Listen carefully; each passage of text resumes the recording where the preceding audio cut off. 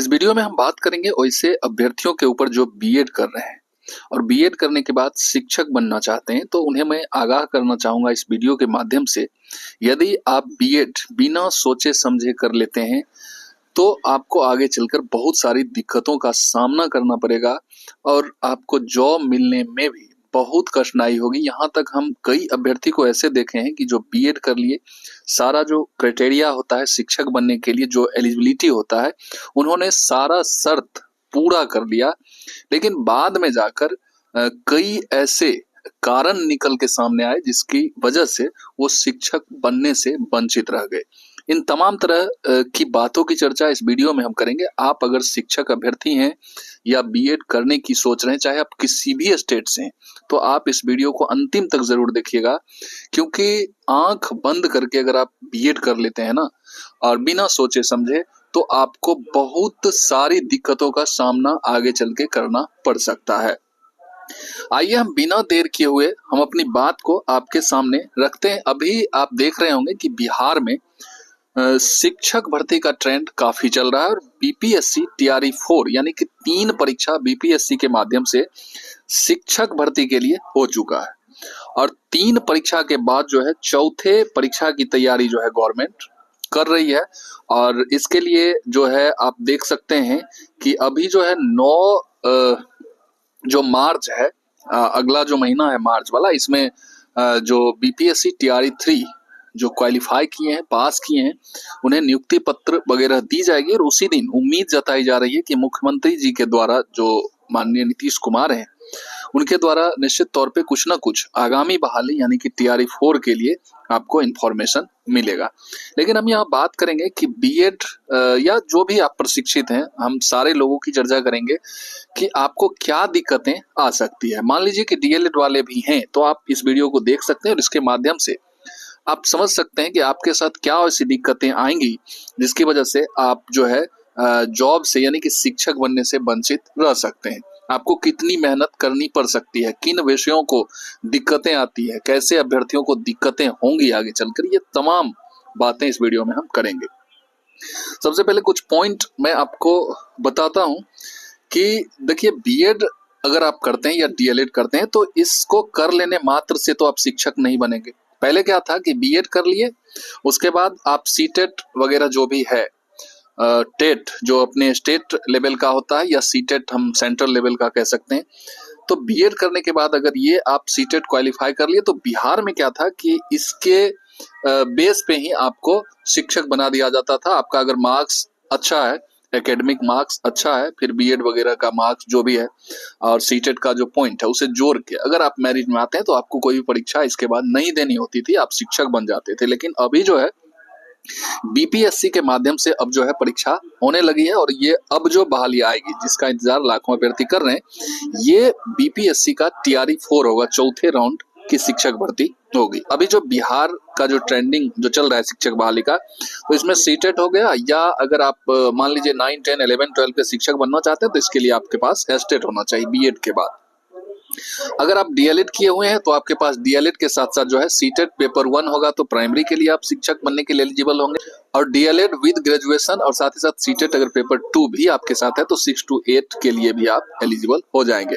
वही बीएड के साथ कंडीशन क्या है कि प्राइमरी में उन्हें मौका नहीं मिलेगा, क्योंकि सुप्रीम कोर्ट का आदेश जो है सर्वमान्य होता है। बीएड वालों को 6 से लेकर 12 तक के शिक्षक बनने का मौका मिलता है, बशर्ते कि वो सारे जो क्राइटेरिया है उसको फुलफिल करते हो। कई ऐसी बातें जो आपको रोक सकता है शिक्षक बनने से, जैसे कि विषय भी जो है कभी कभी आपको शिक्षक बनने से रोक देंगे। आपकी बहाली भी आएगी लेकिन आप शिक्षक नहीं बन पाएंगे। क्यों नहीं बन पाएंगे? क्योंकि इतनी कम सीटें आपको दी जाएगी ना कि आप नहीं बन पाएंगे शिक्षक। इसी बहाली में अगर आप आकलन करेंगे पिछले टीआरई 1, 2, 3 यानी कि तीनों बहाली, जो 3 बहालियां हुई है टीआरई की, जो 3 बहाली हुई है 1, 2, 3, इन तीनों बहाली का आप अगर आकलन करेंगे ना तो कई ऐसे सब्जेक्ट निकल के सामने आए हैं जिसमें कई लोग आसानी से शिक्षक बन गए। अगर पीजीटी लेवल की अगर हम बात करेंगे यानी कि 11, 12 शिक्षक की, तो उसमें आप साइंस वाले सब्जेक्ट को उठाकर देख लीजिए, केमिस्ट्री हो गया, फिर फिजिक्स हो गया, इसमें ऐसे ऐसे लोग शिक्षक बन गए हैं क्योंकि वो पढ़ा नहीं पाएंगे, इन विषयों को वो पढ़ा नहीं पाएंगे अच्छे से, लेकिन वो शिक्षक बन गए क्योंकि उसमें क्या था कि जितनी वैकेंसी थी उससे कम कैंडिडेट थे। मान लीजिए कि अगर 3,000 4,000 अगर वैकेंसी थी तो वहां 1,500 से 2,000 ही कैंडिडेट थे, कोई कंपटीशन नहीं था। सारे लोग वहां जो है परीक्षा में सिर्फ अपियर हो गए और जो एक क्वालिफाइंग जो मार्क्स था, जो एक लिमिटेशन था परीक्षा में मार्क्स लाने का, उसको सिर्फ क्रॉस किए और वो शिक्षक बन गए। और डायरेक्ट आप सोच सकते हैं कि उनका रिजल्ट नीचे कहीं नहीं है, ना ही 6 to 8 में है, 9 10 में है, लेकिन वो 11 12 के शिक्षक इसलिए बन गए क्योंकि हाँ उनके पास कोई कंपटीशन ही नहीं था। जितनी वैकेंसी थी उससे बहुत कम, आधे भी कैंडिडेट उसमें नहीं थे उस विषय में। बहुत सारे ऐसे विषय हैं, ऐसा नहीं है कि केमिस्ट्री, फिजिक्स भी है, फिर साइकोलॉजी आप देख सकते हैं, पॉलिटिकल साइंस अगर आर्ट में जाइएगा तो ये सारे विषय। फिर बाद में जाके हम कह सकते हैं कि TRE 3 से फिर कई विषयों में कंपटीशन बढ़ी भी, लेकिन सरकार को ये सोचना चाहिए कैंडिडेट का जो रेशियो है, कैंडिडेट को देखना चाहिए कैंडिडेट इस सब्जेक्ट के लिए कितने हैं, उस रेशियो में, उस अनुपात में उनको सीट देना चाहिए। लेकिन ऐसा हुआ नहीं, कैंडिडेट बहुत कम है, सीट कहीं ज्यादा दे दिया गया। वही अगर दूसरे सब्जेक्ट की अगर हम बात करें, वही अगर आप देख सकते हैं कि कॉमर्स वाले अगर जो भी होंगे वो इस बात को समझ रहे होंगे, कॉमर्स के लिए PGT में निकालना कितना टफ था। इकोनॉमिक्स वाले भी समझ रहे होंगे क्योंकि इकोनॉमिक्स में इतनी कम वैकेंसी आती है और अभ्यर्थी लगभग हम कह सकते हैं कि 20 गुना 30 गुना अभ्यर्थी यहाँ है, तो कंपटीशन यहाँ बहुत टफ। और कई ऐसे अभ्यर्थी हैं जो इकोनॉमिक्स लेके अभी भी बेरोजगार हैं, उन्हें जो है शिक्षक बनने में कठिनाई हुई। कई लोग तो शिक्षक बने जो हम कह सकते हैं काफी मेहनत किए तो शिक्षक तो बन गए, लेकिन कई ऐसे लोग थे जो 1 नंबर 2 नंबर से चूक गए। फिर मैथमेटिक्स वालों का कट ऑफ बहुत टफ जाता है, बहुत हाई कट ऑफ जाता है। जूलॉजी वाले हो, इन सबसे आप बात कर सकते हैं। अगर अगल बगल में कोई स्टूडेंट है इन विषयों से तो आप बात कर सकते हैं, इन लोगों से बात कीजिए और फिर जाके आप जो है डिसीजन लीजिए इस विषय के साथ शिक्षक बनने की कल्पना करने का। वही कंडीशन क्या होता है कि 6 to 8 में भी अगर आप देखिएगा ना, 9 10 में भी, तो फिर से अगर आपका मान लीजिए फिजिक्स ऑनर्स है तो आपको, आप तो फिजिक्स ऑनर्स हैं लेकिन आपको मैथ दे दिया जाएगा और मैथ का कट ऑफ इस बार आप देखिएगा ना तो 102 गया है। आप सोच सकते हैं कि 120 मार्क्स का एग्जाम में 102 गया है और ये अपने आप में काफी बड़ा एक मार्क्स है। सोशल साइंस वालों के सोशल साइंस जो है, यहाँ पर सोशल साइंस आप देख रहे होंगे, सोशल साइंस वालों के साथ दिक्कत क्या है कि इसमें जो है आपको चयन करना पड़ता है। हिस्ट्री, ज्योग्राफी, पॉलिटी, इकोनॉमिक्स में से हिस्ट्री या ज्योग्राफी में से कोई एक आपको लेना पड़ता है और उधर जो है आप पॉलिटी, इकोनॉमिक्स में से कोई एक, ऐसे करके 2 लेना होता है। यानी कि आपको हिस्ट्री या ज्योग्राफी एकदम मैंडेटरी है, या तो हिस्ट्री लीजिए या ज्योग्राफी एक रखना ही होगा। हाँ, एक चीज है कि आप अगर ज्योग्राफी पेपर 1 में रख लेते हैं तो फिर आपको पॉलिटी, इकोनॉमिक्स में रखना होगा, फिर आप हिस्ट्री नहीं रख सकते हैं। लेकिन अगर आप हिस्ट्री रखते हैं तो फिर आप सेकेंड जो है ज्योग्राफी भी रख सकते हैं। तो ये कंडीशन है, ये सारा चीज आप समझ जाइएगा जब आप उसका नोटिफिकेशन पढ़िएगा। लेकिन इसमें दिक्कत क्या होता है कि जैसे ही 2 सब्जेक्ट आप चुनते हैं ना, इसमें से हिस्ट्री, ज्योग्राफी, पॉलिटी, इकोनॉमिक्स में से, इसमें लक डिपेंड करता है। अब इकोनॉमिक्स वालों को कभी कभी क्या हो जाता है कि इसमें इतना डाटा वगैरह पूछ लिया जाता है जो उनके लिए मुश्किल हो जाती है। और वहीं जो है पॉलिटी वाले या ज्योग्राफी जिनका है, हम ये नहीं कहते कि उनका आसान पूछ दिया जाता है, लेकिन इकोनॉमिक्स के वनिस्पत हम कह सकते हैं कि ये लोग बाजी मार लेते हैं और इकोनॉमिक्स वालों को दिक्कत हो जाती है। तो ये सारा चीज जो है, जो परीक्षा ले रही है BPSC, उसको भी सोचना चाहिए। उन्हें भी 20-20 मार्क्स का अगर सारा ये चारों सेक्शन में से 20-20 मार्क्स का पूछ लिया जाए तो सबके साथ न्याय होगा और कोई ऐसा नहीं कहेंगे कि मेरा सेक्शन टफ था और उनका सेक्शन इजी था। तो ये सारा थोड़ा सा हम कह सकते हैं कि त्रुटि है, परीक्षा में विसंगति है, जिसे सुधारने की जरूरत है।